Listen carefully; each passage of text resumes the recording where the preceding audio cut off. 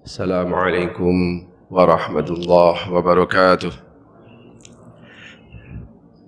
إن الحمد لله نحمده ونستعينه ونستغفره ونستهديه ونتوب إليه ونعوذ بالله من شرور أنفسنا وسيئات أعمالنا.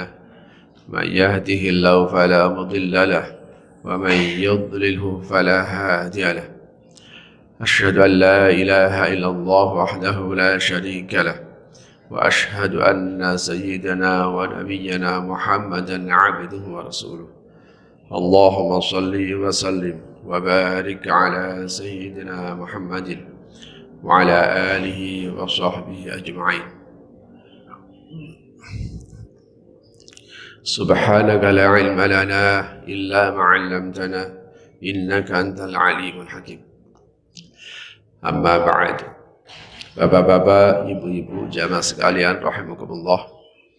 Alhamdulillah, sampai hari ini kita masih diberikan kesehatan oleh Allah Subhanahu wa taala. Dan sebuah kesempatan yang besar karena kita ditakdirkan bisa bertemu dengan bulan suci Ramadan. Mudah-mudahan Ramadan ini menjadi Ramadan yang berkualitas bagi kita semuanya. Amin ya rabbal alamin. Jamaah sekalian rahimakumullah. Di dalam Al-Qur'an ada satu term yang apabila diterjemahkan dia hampir mirip.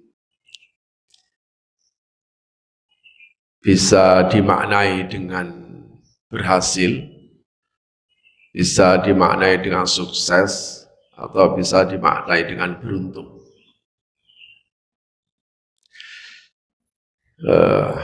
Ini kalau di dalam bahasa Indonesia, berhasil, sukses, beruntung, saya kira itu hampir mirip-mirip. Orang beruntung itu juga terkadang disebut sukses, orang sukses itu kadang juga disebut berhasil. Tapi di dalam Al-Quran ada penggunaan kata, yaitu kata aflaha, yuflihu, muflihu, sama faza, yafuzu, faizu. Ini memang di dalam bahasa Indonesia bisa tumpang tindih kata ini. Kita mengenal kata ini misalnya wa ulaika humul muflihun. Mereka adalah orang yang beruntung. Qad aflahal mu'minun. Sungguh beruntung orang-orang beriman. Wa ulaika humul faizun. Mereka itu adalah orang-orang yang beruntung. Jadi sama. Padahal ini adalah sebuah kasus di dalam penafsiran itu yang dikenal dengan al-alfaz allati yudhannu bihat taraduf wa laysat minhu. Kata-kata yang diduga serupa tapi tidak sama. Dan ini di dalam Al-Qur'an banyak kita temukan kata-kata seperti begini ini.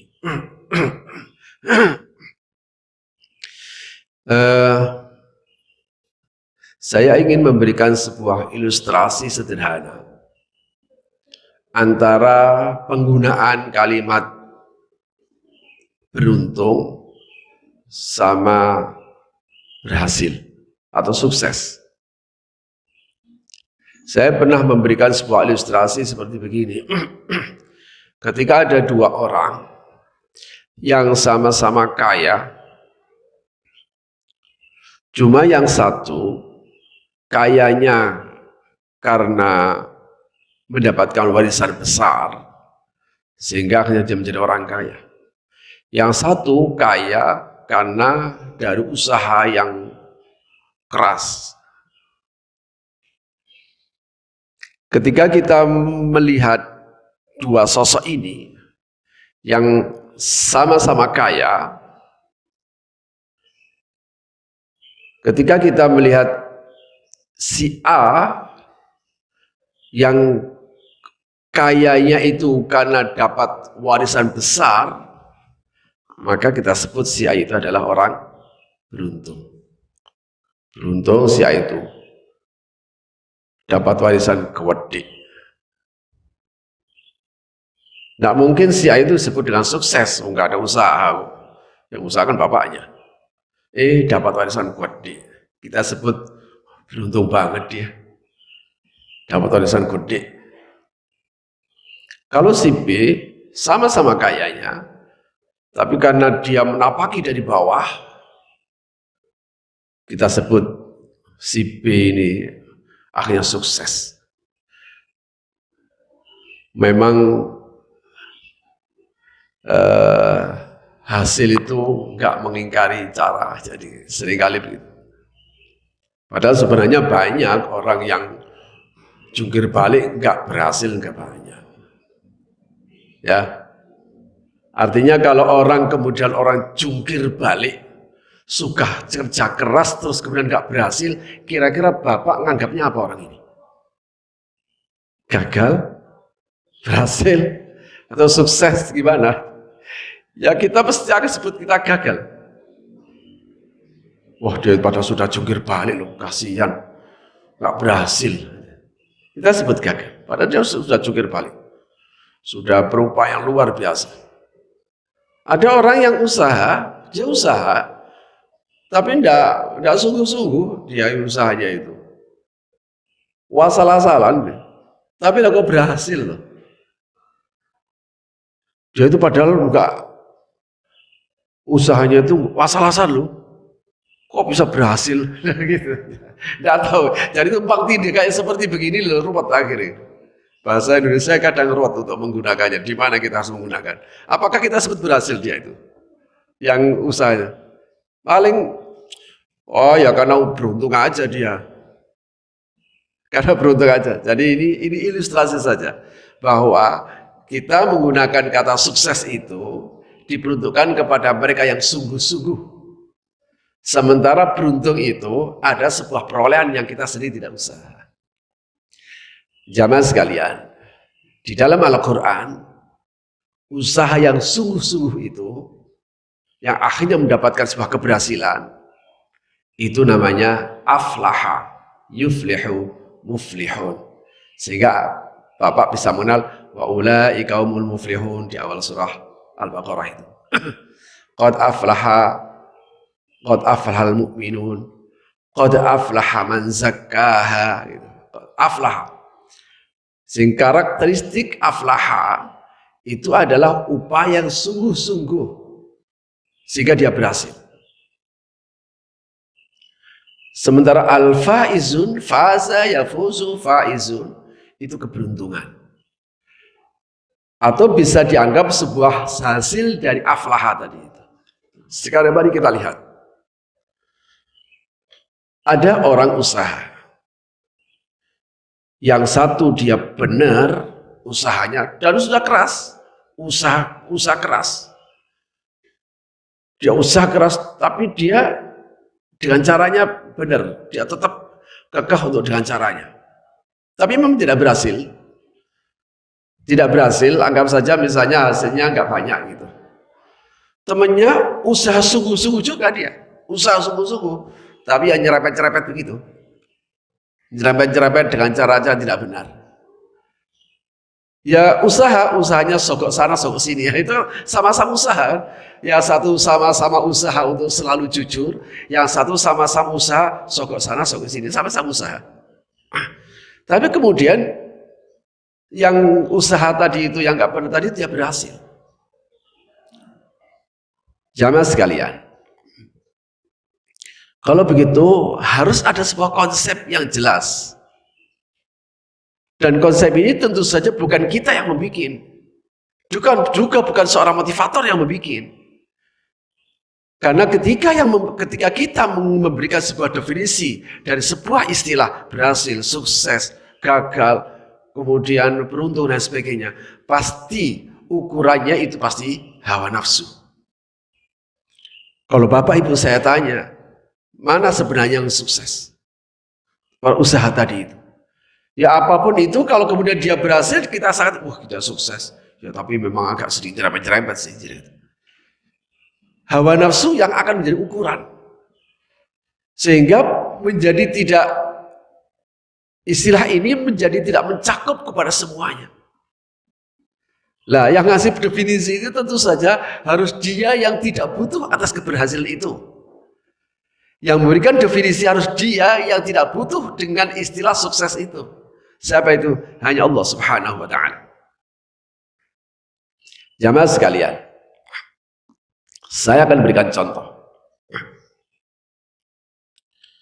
Allah mengilhamkan wa nafsi wa ma sawwaha, demi nafsu dan demi ciptaannya secara sempurna.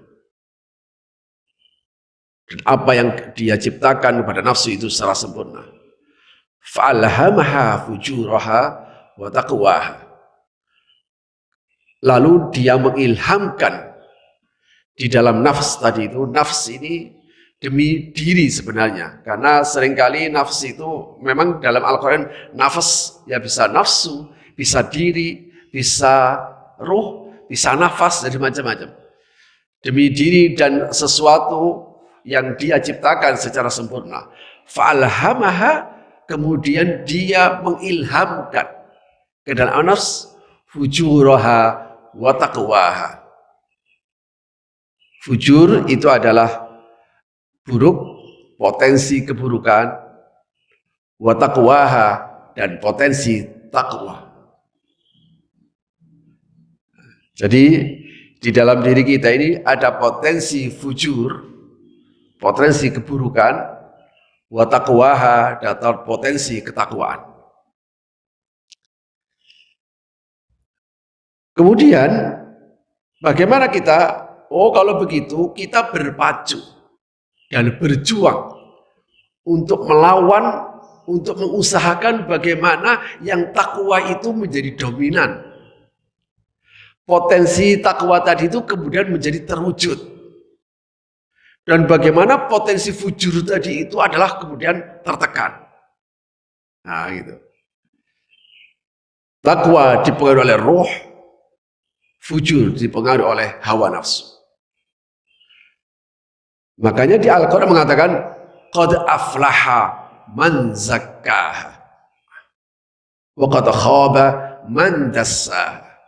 Qad aflaha, sungguh beruntung. Sebenarnya bukan beruntung, sungguh telah sukses. Kenapa? Karena Bapak dan Ibu untuk mengusahakan agar yang dominan di dalam diri kita ini adalah potensi positif dan bisa menekan potensi negatif, sehingga potensi negatif tadi itu kemudian menjadi tidak mencuat menjadi realitas.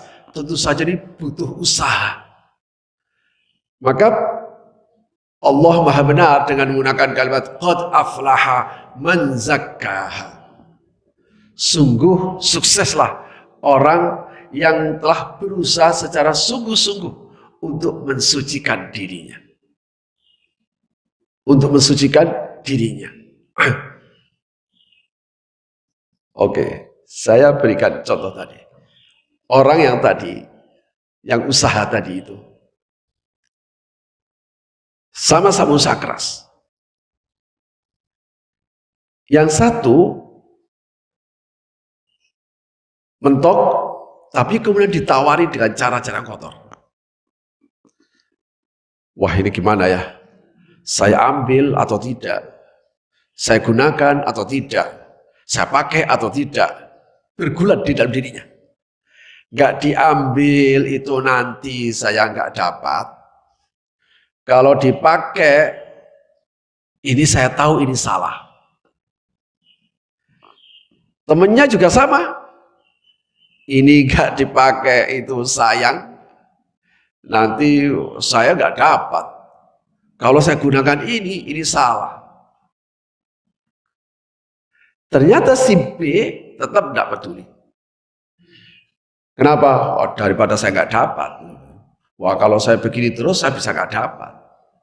Akhirnya cara-cara yang kotor tadi kemudian dipakailah. Si A, saya lebih baik rugi. Saya lebih tidak dapat daripada harus saya menggunakan cara-cara tidak benar. Menurut Bapak, yang sukses siapa?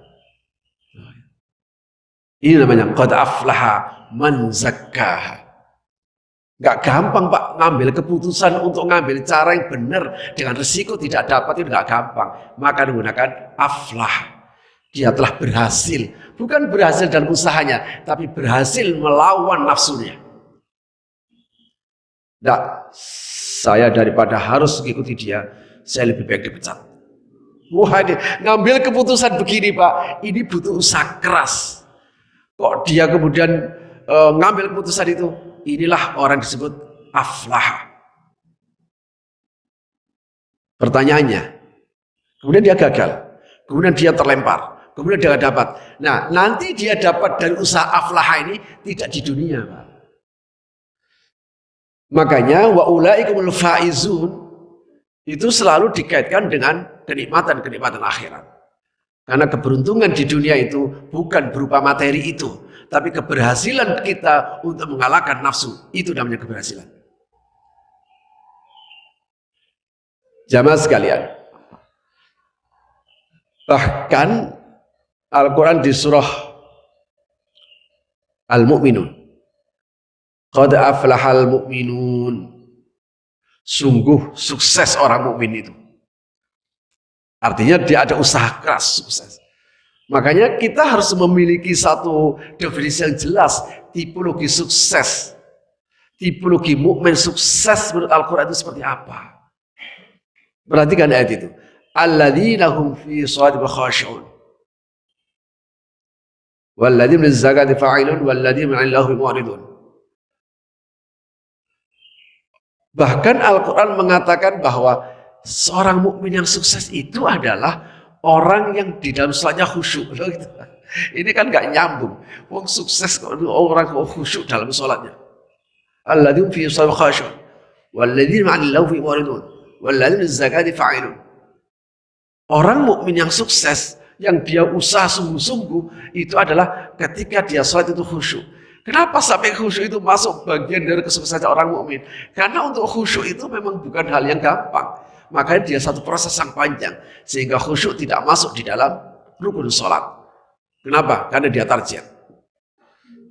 Sebab jamaah sekalian, khusyuk itu adalah bukan saja ketika kita khusyuk dalam sholat, itu harus ada hal yang lebih dulu mendahului diri kita. Saya berikan begini. Pernahkah Bapak melihat ada orang melihat sebuah lukisan sampai dia itu tertegun? Wah, itu sampai dipanggil temannya itu sampai gak dengar. Begitu konsentrasi dia melihat lukisan itu, dipanggil-panggil, Bu Ida, gak noleh-noleh, sampai, khusyuk banget. Khusyuk banget sama melihat lukisan. Jamaah sekalian, yang lihat lukisan tadi banyak. Yang lihat lukisan tadi itu banyak. Tapi tidak semua orang punya sikap yang sama seperti Bu Ida untuk dia khusyuk sekali. Artinya sikap khusyuk Bu Ida di dalam melihat lukisan itu harus punya konsep dulu dalam dirinya tentang lukisan yang bagus itu. Saya pernah dipertunjukkan asli lukisan Mona Lisa, Leonardo da Vinci. Harganya 6 miliar. Separuh orang begini. Saya lihat itu, ya saya nggak bisa khusyuk. Gimana? Saya bukan seorang seniman. Ini di mana mahalnya? Kan mending ini uang ini dikasih saya bangun pesantren. Saya bilang gitu. Kemudian ada lukisan Basuki Abdillah. Masya Allah, harganya ratusan juta. Ya bisa sampai 1 M. Saya lihat ini di mana nikmatnya. Artinya wajar kalau saya nggak bisa khusyuk melihat lukisan itu. Kenapa? Saya tidak mengenal tentang lukisan. Bapak nonton bola. Wah bodoh. Wah gimana? Mestinya kan ditendang ke sana. Jadi saking khusyuknya sehingga dia mengekspresikan seperti dia masuk ke dalamnya. Coba ibu-ibu yang nggak suka, Pak, biasa aja lagi Pak.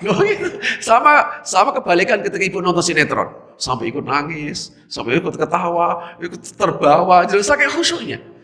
Artinya khusyuk itu adalah harus ada faktor yang mempengaruhi dirinya dulu sehingga dia melakukan itu begitu sangat konsentrasi. Sholat juga begitu.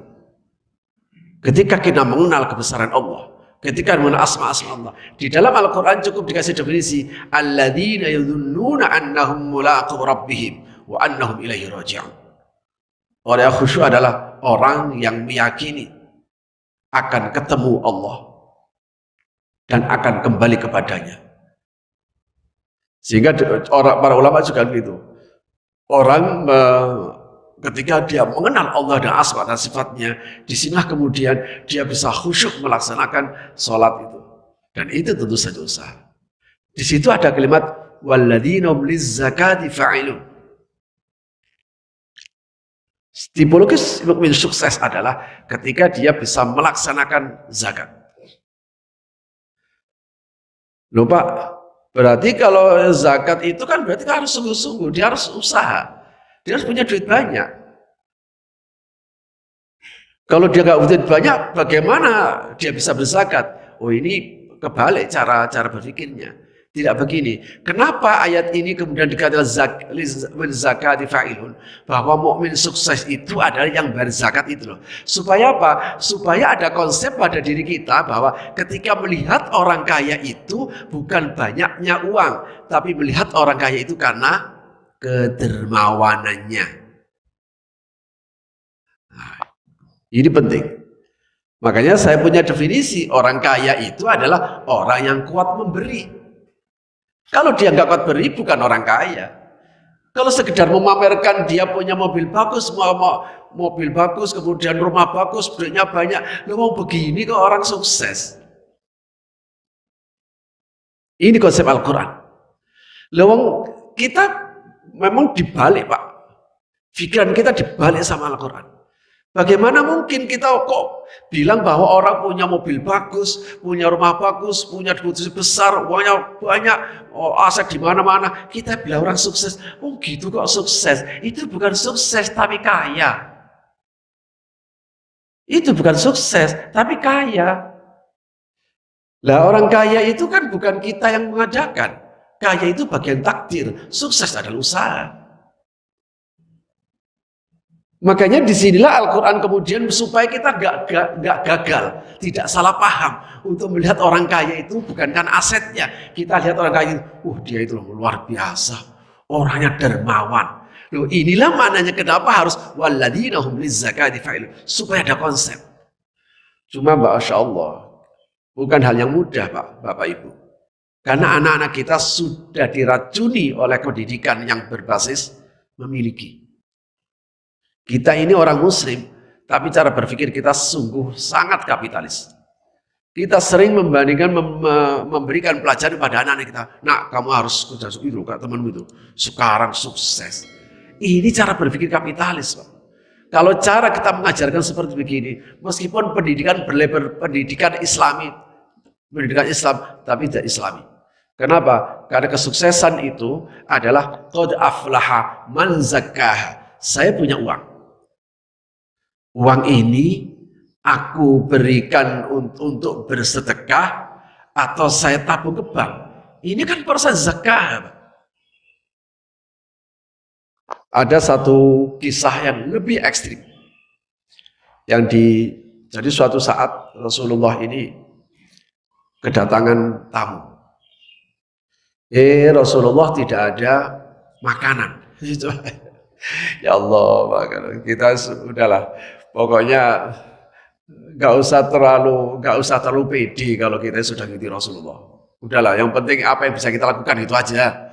Nggak usah dikit-dikit minta dalilnya apa. Nanti kalau kasih dalil beneran nanti bapak itu jadi apa itu putus asa nanti. Selevel Rasulullah sampai nggak punya makanan, Pak.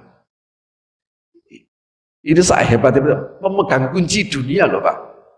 Gunung Uhud itu bisa dijadikan emas. Sampai nggak punya makanan. Pernah 3 hari beliau nggak makan, diganjel sama perutnya ini. Kalau seperti ini, waduh, lebih nggak usah dibaca. Ini kalau di dalam TV namanya adegan berbahaya. Saat itu ada tamu, beliau nggak bisa menjamu tamu. Akhirnya apa? Beliau tawarkan ke salah seorang sahabatnya. Siapa yang bisa, saya punya tamu, barangkali siapa yang bisa menjamu. Akhirnya ada sahabat begitu antusias, saya Rasulullah, biar saya nanti yang menjamu, biar saya menjamu. Waduh, seneng banget karena dia bisa menjamu tamunya Rasulullah. Sebab apa? Itu efek ribon, Pak. Tak. Sepertinya dia menjamu orang itu, tapi sesungguhnya dia telah membuat Rasulullah senang. Sampai rumah, Bu, ada makanan enggak? Ada. Ya udah, ada, tapi ini untuk jatah anak kita. Emang kenapa, Mas? Enggak, saya mau menjamu tamunya Rasulullah. Wah, enggak ada, Pak. Ini hanya persediaan anak kita. Untuk persediaan anak kita. Jadi kan enggak punya aset sama sekali. Udah begini aja. Anaknya sudah makan belum? Ya sudah, nanti kalau ada apa-apa, ya ini, ya udah begini aja. Anaknya dihibur aja. Maksudnya bukan dihibur. Bahasa Jawanya diuru-uru ya. Diuru-uru supaya turu. Gimana bahasa Indonesianya, Pak? Diuru-uru aja supaya turu. Apa dihibur? Ya enggak tahu ya ditimang atau apalah ya kira-kira gitu supaya dia nanti ngantuk terus karena malam-malam.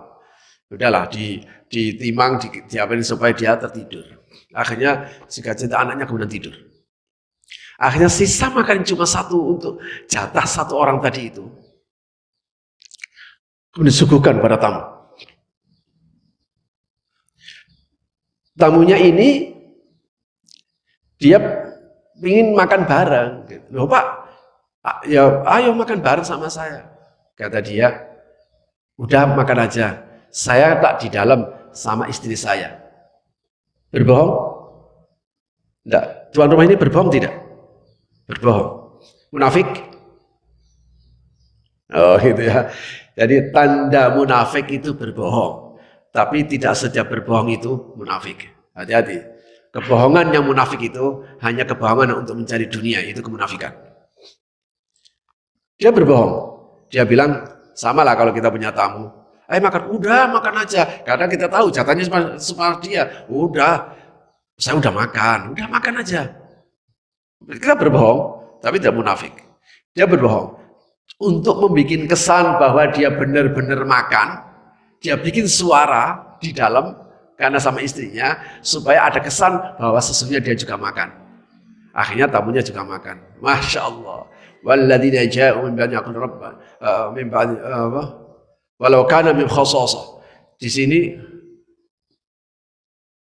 walladzina tabawwa'ud dar wal iman min qablihim yuhibbuna man hajara ilaihim wa la yajiduna fi sudurihim hajatan mimma utu wa yu'thiruna ala anfusihim walau kana bihim khasasah.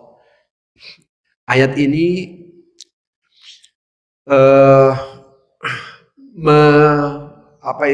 memuji kepada sikap orang Ansor. Memuji bagaimana dia berani ngambil resiko. Makanya kemudian ditutup ayat ini, wa may yuqa syuhha nafsihi fa ulaika humul muflihun. Barang siapa yang diselamatkan dari rasa kikir, itulah orang sukses. Ini kan kebalik, Pak. Kebalik cara Al-Quran untuk memberikan definisi ini. Kalau kita jangankan kok jatah kita, loh kita terkadang punya lebih itu loh. Itu nggak kuat untuk memberi hanya gara-gara ini jatah anak saya untuk 5 tahun ke depan. Masya Allah, jauh banget 5 tahun. Ini jatah anak saya Pak nanti sekolah. Kapan sekolahnya? Tahun depan. Loh masih tahun depan dia masih nggak kuat untuk memberi. Masya Allah. Allah Maha benar dengan firman-Nya. Qad aflaha man zakka.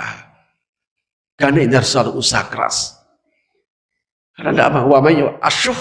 Di dalam Al-Quran ada al-bukhlu, ada asyuh. Kalau al-bukhl bakhil itu asyuh juga bakhil. Bedanya kalau bakhil itu dia punya tapi nggak ngasih kepada orang. Bahasa kita pelit. Tapi kalau asyuhu sudah pelit serakah lagi. Nah itu Itu dan dua. Wa may yuqa syuhha nafsihi fa ulaika. Makanya Bapak dan Ibu, contohnya begitu ekstrim. Artinya, kalau kemudian kita punya jatah kita tidak akan berkurang. Anak kita tidak berkurang. Memang ada yang lebih, kemudian tidak bisa dikasih, tidak mau ngasih kepada orang. Tentu saja orang seperti begini bukan sosok yang dicintai oleh Allah Subhanahu wa taala karena dia telah gagal untuk membersihkan hawa nafsunya. Qad aflaha man zakkaha. Makanya kalimat tadi itu walladzina hum lizzakati fa'ilun, supaya kita tidak gagal di dalam melihat orang itu sukses itu bukan karena aset dan kepemilikan yang banyak, tapi keberhasilan dia membagi apa yang dia miliki untuk orang lain. Itu namanya sukses. Makanya saya katakan kaya adalah takdir, dermawan adalah pilihan. Kita bisa memilih untuk menjadi dermawan atau tidak. Tapi kita tidak bisa memilih untuk kaya atau miskin. Kalau boleh milih, dari dulu saya ingin milih, tapi nggak pernah berhasil. Tapi kalau kaya, sehingga karena memang Allah sendiri sudah mengatakan, wallahu faddala ba'dakum ala ba'di fil rizq. Allah telah memberikan, meninggikan antara sebagian kalian dan sebagian lain dalam urusan rizki. Kalau ada orang mengatakan, oh dia itu kaya itu karena dia kerja keras Pak. Saya tahu dia membangun dari titik nol. Saya tahu dia kerja keras. Memang hasil tidak mengingkari cara. Loh kan itu. Kalau cara Bapak Ibu memberikan kesimpulan seperti begini, maka mafhum mukhalafah maksudnya. Kalau cara Bapak mengatakan dia ini sukses karena kerja keras, maka mafhumnya sekian ribu, sekian juta orang miskin, kita katakan dia tidak kerja keras. Apa begitu? Di sini sebuah konsep yang sangat dasar. Sebuah ontologi dan epistemologi dalam Islam yang begitu sangat mendasar. Ya, ketika kita memberikan definisi seperti begitu, wah dia itu sukses Pak. Sekarang asetnya di mana-mana, uangnya luar biasa. Ini rumahnya, mobilnya dan sebagainya. Kalau cara pandang kita seperti begini, maka banyak orang tidak seperti dia. Mungkin bisa 1 banding 100, 1 banding 1000. Apa harus kita katakan bahwa orang miskin tadi itu adalah tidak kerja yang keras, tidak sungguh-sungguh. Maka disinilah maha benar Allah dengan segala firman-Nya, di mana Allah memberikan definisi yang di mana orang miskin sekalipun bisa mendapatkan kesuksesan itu. Ada seorang sahabat, dia nggak punya apa-apa, tapi dia ingin bersedekah. Wah saya itu iri ya Rasulullah dengan sahabat-sahabatmu yang kaya dia bisa bersedekah. Ya tapi saya gimana? Saya nggak punya apa-apa. Nah kamu sekarang punyanya apa? Ya punya 2 kurma ini aja. Saya nggak punya apa-apa, punya 2 kurma. Ya begini, yang satu sedekahkan, yang satu kamu makan. Wah Masya Allah. Jadi sebenarnya kalau kita gunakan konsep ini, orang miskin itu enak Pak. Karena sedekahnya pasti lebih besar. Ini sudah 50% dari aset. Siapa orang bersedekah 50% dari aset? Nggak akan kuat Pak. Artinya, definisi yang digunakan oleh Al-Quran itu bisa mencakup semuanya. Orang bisa menjadi seorang dermawan. Kalau dermawan itu karena hartawan tidak identik dengan dermawan. Makanya satu ayat yang benar-benar disebutkan, dinyatakan secara tegas oleh Al-Quran dalam surat At-Taubah, walladzina yaknizuna adh-dhahaba wal-fiddata wa la yunfiqunaha fi sabilillah fabashshirhum bi'adzabin alim. Orang yang mengumpulkan harta, menumpuk-numpuk harta, mengumpulkan harta, tapi wala yunfiqunaha fi sabilillah, ternyata dia tidak berinfak, dia tidak dermawan. Kaya tapi bukan dermawan, kaya tapi tidak dermawan. Bahasa Al-Quran itu, waduh, harusnya fa'anzirhum, ancam dia dengan adab yang pedih. Mestinya begitu bahasanya, fa'anzirhum bi'adzabin alim, ancam dia dengan adab yang pedih. Tapi tidak begitu. Fabashirhum, kasih kabar gembira orang seperti begitu. Orang yang kaya tapi gak dermawan itu kasih kabar gembira sama mereka. Apa? Bi'adzabin alim. Wah, ini lebih menghina lagi, Pak. Kalau fa'adzirhum itu jelas ancam dia dengan adab yang pedih, tapi tidak, kasih kabar gembira. Ini namanya kalau di dalam ilmu balaghah namanya ta'kidud dzam bima yushbihul madah. Menguatkan celaan dengan redaksi yang serupa dengan pujian, sepertinya muji, tidak tahunya mencela. Udah kasih kabar gembira dan adzabin alim. Maka Bapak Ibu dan saudara sekalian, karena itu di dunia ini tidak ada yang namanya al-fawz dalam arti hak materi, dalam arti materi, keberuntungan dalam arti materi. Ini ditegaskan di dalam Al-Quran, di dalam surah Ali Imran 185 kalau salah ya.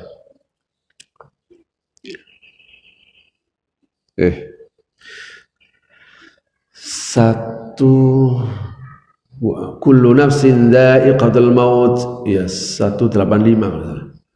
Oh itu Ali Imran ya, Ali Imran 185. Antara 185 atau 183. Bapak nanti bisa dicek.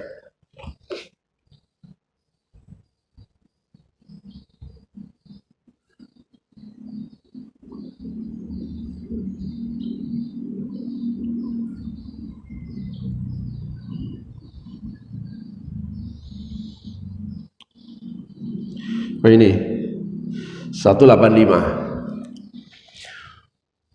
Kullu nafsin dha'iqatul maut wa innama tuwaffawna ujurakum yawmal qiyamah faman zuhziha 'anil nari wa udkhilal jannata faqad faz wa mal hayatud dunya illa mata'ul ghurur.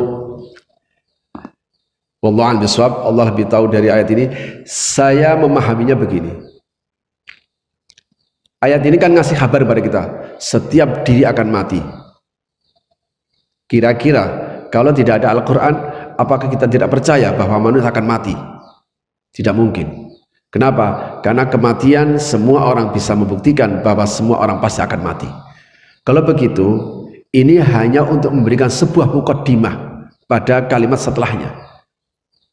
Kira-kira akan kemudian ada pertanyaan, semua diri akan mati. Terus setelah mati ngapain ya? Wa innama tuwaffawna ujurakum yaumal qiyamah. Dengan kematian itu kalian akan mendapatkan balasan secara sempurna. Kalian akan disempurnakan balasan kalian. Bahagia bener, sengsara bener. Makanya dikonsepsikan oleh Al-Quran, siapa sesungguhnya orang yang beruntung sebenarnya itu? Siapa orang yang memiliki keberuntungan yang sebenarnya itu? Kalimat ini, faman zuhziha 'anin nar wa udkhilal jannata faqad faza, bukan faqad aflaha. Itu yang saya istimewa. Maka siapa sesungguhnya yang beruntung sebenarnya itu? Orang beruntung adalah orang yang selamat dari neraka dan masuk ke dalam surga. Itu namanya keberuntungan. Kalau gitu Bapak Ibu dan saudara yang saya hormati, sebanyak apapun yang kita dapatkan di dunia ini, itu bukan sebuah keberuntungan ketika kita dengan apa yang kita miliki tidak bisa menyelamatkan kita dari neraka dan membawa kita ke dalam surga. Itu bukan keberuntungan. Orang bisa saja kita bilang berhasil dan beruntung ya, ketika apa yang dia dapatkan tidak menyebabkan dia selamat dari neraka, tidak menjadikan dia masuk surga, itu bukanlah keberuntungan. Ini kan jelas konsep ini. Sehingga apa? Melalui konsep ini kita akhirnya diajarkan bahwa yang namanya beraktivitas, yang namanya bekerja, yang namanya usaha itu harus berbasis cara, tidak berbasis hasil. Kalau ini yang menjadi konsepnya, teman kita yang A tadi itu dengan cara yang benar, saya lebih baik gagal daripada saya harus melacurkan diri saya. Saya lebih baik nggak dapat daripada saya harus menggunakan cara-cara yang kotor. Saya lebih baik merugi daripada saya melakukan cara yang haram. ini adalah orang yang beruntung. Nah gitu. Kenapa? Meskipun kenyataan dia gagal. Kenapa? Dengan sikap tadi itu akan menyelamatkan dia dari neraka dan memasukkan ke dalam surga. Sementara yang satu, dengan cara-cara yang kotor, dia berhasil. Dia bisa mendapatkan banyak. Maka orang ini dianggap orang yang gagal, tidak beruntung.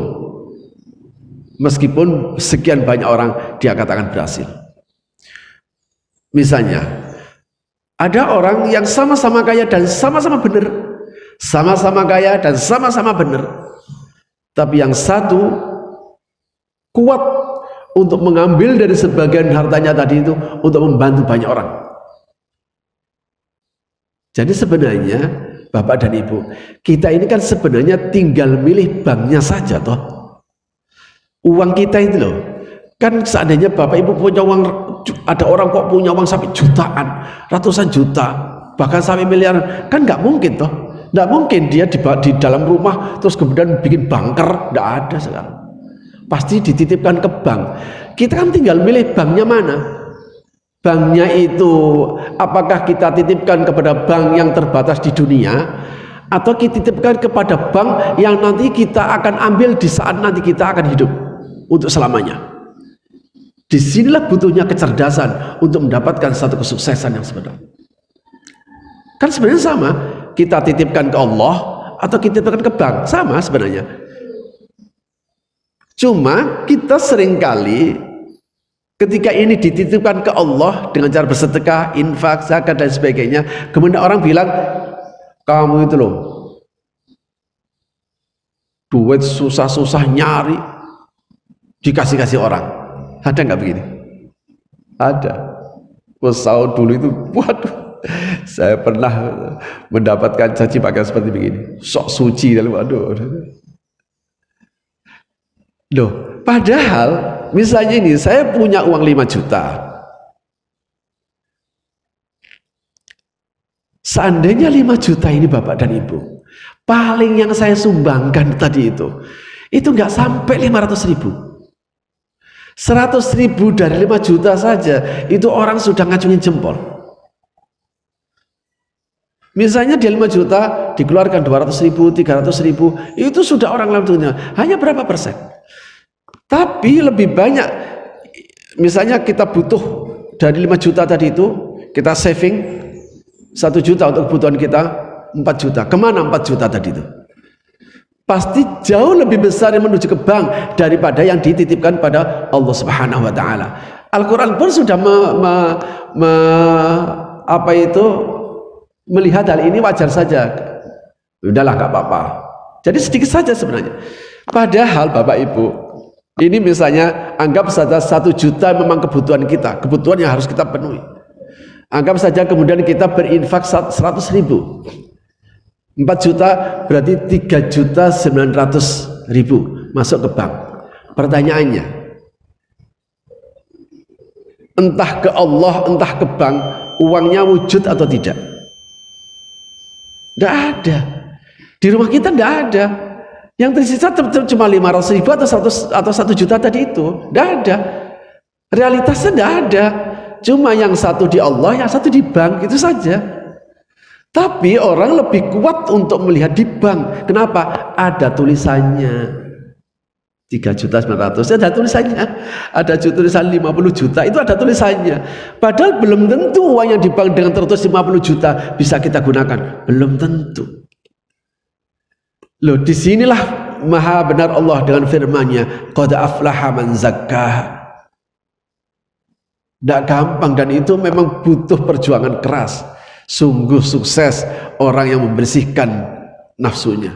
Wa qad khaba man dassaha. Sungguh merugi orang yang mengotori jiwanya. Jamaah sekalian, kita sedang berjuang di dalam Ramadan ini. Kita berjuang tidak untuk bekerja, tidak. Bekerja seperti biasalah. Di luar Ramadan tetap bekerja, di dalam Ramadan tetap bekerja. Di luar Ramadan tetap usaha, dalam Ramadan tetap usaha. tapi kita berjuang untuk mengalahkan nafsu. Apakah qad aflaha tadi itu perjuangan kita benar muflih kemudian mendapat faiz? Makanya dalam perjalanan perjuangan panjang yang kita perjuangkan pada saat bulan Ramadan ini, kita berjuang untuk kesabaran, kita berjuang untuk merajut kejujuran, kita berjuang untuk merajut kedermawanan, kita berjuang untuk merajut kesabaran, kita berjuang untuk merajut ketaatan dan sebagainya. Kita perjuangkan dan kita tahu resikonya, sakit, tersiksa, wah luar biasa, dan pasti akan sukses nantinya. Makanya kemudian keberhasilannya itu bukan kemudian wah nanti di akhir Ramadan itu dia untungnya berapa. Nah begini. Kalau cara berpikir begini, nanti cara berpikir itu orang Cina. Orang Cina itu senang dengan Ramadan karena dia keberuntungannya besar nanti di bulan Ramadan. Dan keberhasilannya bukan kemudian wah saya bulan ini nggak berhasil Pak Ramadan saya. Lo kok bisa tahu? Lo saya sakit sehingga saya tidak bisa puasa seminggu. Oh enggak ada urusannya. Keberhasilan seseorang untuk menjalani bulan puasa ini tidak ada urusannya dengan hitungan. Tidak usah kalau bapak ibu kok nggak puasa karena udzur syar'i, dibenarkan oleh agama. Kita sering mengatakan minal aidin al faizin. Nanti di akhir perjalanan kita sebut minal aidin al faizin. Mohon maaf lahir dan batin. Padahal bukan ya, minal aidin wal faizin sendiri, mohon maaf lahir batin itu sendiri. Karena minal aidin wal faizin dari kita, mohon maaf lahir batin untuk orang lain. Padahal minal aidin wal faizin itu sebuah doa. Ja'alanallah wa iyyakum minal aidin wal faizin. Semoga Allah menjadikan kita semuanya termasuk orang yang kembali dengan membawa fitrah yang benar, kembali dengan membawa akhlak yang benar, kembali dengan membawa diri kita yang sesungguhnya yang kita bawa dari lahir. Al-faizin, makanya tanpa wawu. Minal aidin al-faizin, bukan minal aidin wal faizin, tak begitu. Minal aidin al-faizin, termasuk orang kembali, pernah di dekat, kita berada di dekat dengan Allah karena pengaruh hawa nafsu, kemudian kita terlempar, kemudian kita mengusahakan sungguh-sungguh, bekerja keras, akhirnya kemudian bisa kembali lagi dan kembali dengan membawa keberhasilan. Nah, keberhasilan di sana itu bukan sukses puasanya dalam waktu 1 bulan, bukan sekedar kuat untuk tahan makan dan minum, tapi satu pendidikan rohani yang kemudian menjadikan kita menjadi makhluk yang baru, menjadi kuat untuk sabar, kuat untuk jujur, kuat untuk taat, kuat untuk dermawan dengan resiko-resiko yang pernah kita tanggung. Jamaah sekalian, adalah sangat mengherankan kalau seandainya orang sudah menjalani bulan puasa selama 1 bulan, keluar dari puasa, dia tidak bisa sabar menjalani hidup, tidak sabar dalam mencari rezekinya yang halal, tidak sabar untuk membina keluarga secara baik. Ini aneh, karena risikonya pernah dia lakukan. Kalau seandainya orang habis melakukan 1 perjalanan puasa, kemudian nggak kuat jujur hanya gara-gara faktor, nggak kuat jujur karena nggak melihat diri orang lain, padahal dia sudah puasa. Nggak mungkin orang puasa tanpa kejujuran. Ini sebuah kegagalan yang ibarat sudah jatuh tertimpa tangga.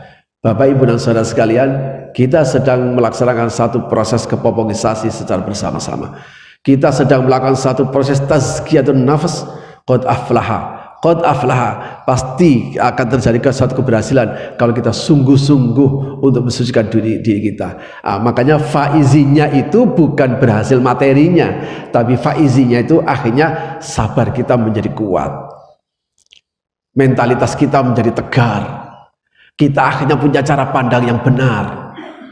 Biasanya kemarin sebelum puasa kita dididik bahwa yang namanya mulia itu punya ini dan punya itu. Dengan puasa kita dididik, cukuplah bagi saya satu kemuliaan ketika aku jadi hamba Engkau ya Allah. Kafani izzan an akuna laka abdan. Mungkin kemarin kita pernah bangga dengan hal apa yang bersifat duniawi, sehingga menjadikan dia menjadi sombong, menjadikan dia angkuh, menjadikan dia kikir. Tapi dengan puasa kita dikikis habis, kemudian kita punya konsep, ya Allah kafani fakhran antakuna li rabban, ya Allah alhamdulillah cukuplah bagiku satu kebanggaan karena Engkau jadi Tuhanku. Jamaah sekalian, mudah-mudahan satu proses yang melelahkan ini akan kemudian menjadi berhasil, bukan sekedar nanti keberhasilan bersifat materi, untungnya Berapa?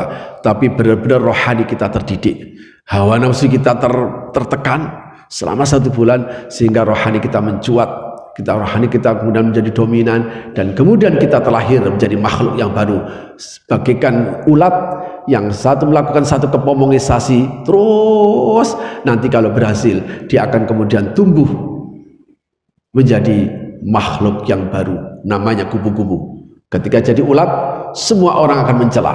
Ketika jadi ulat, di mana saja akan menjadi masalah. Karena menjadi ulat, dia menjadi troublemaker, karena dia adalah orang yang bermasalah. Semua orang tidak mau mendekati. Tapi ketika sang ulat tadi melakukan satu proses kepomongisasi, akhirnya dia bisa berhasil, dan kemudian dia menjadi kupu-kupu. Semua orang akan menikmati keindahannya. Semua orang akan mengejar untuk bisa menangkapnya. Di mana saja dia berada akan memberikan kemanfaatan. Tapi kalau gagal, jatuh, dia menjadi ulat kembali.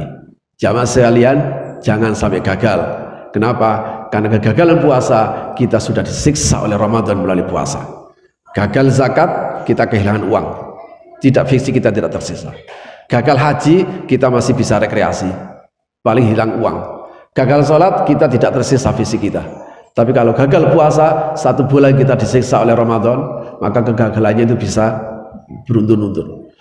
Maka inilah yang kata Rasulullah, orang yang paling merugi adalah orang yang ketika masuk bulan suci Ramadan, dia mengikuti aktivitas Ramadan, tapi keluar dari Ramadan, dia tidak mendapatkan ampunan dari Allah Subhanahu wa taala. Naudzubillah min dzalik. Kita tentu saja mohon kepada Allah, berdoa kepada Allah, ya Allah berikan kekuatan. Allahumma sallimni Ramadan, Allahumma sallim Ramadan minni. Ya Allah, selamatkan aku selama di bulan Ramadan. Selamatkan Ramadan dari perilaku-perilaku buruk yang aku lakukan. Terima kasih Bapak dan Ibu, mudah-mudahan ada manfaatnya. Hadanallahu wa iyyakum ajmain. Wassallallahu ala sayyidina Muhammad wa ala alihi wa sahbihi wa baraka wa sallam. Walhamdulillahi rabbil alamin. Wallahu a'lam bissawab. Assalamualaikum warahmatullahi wabarakatuh.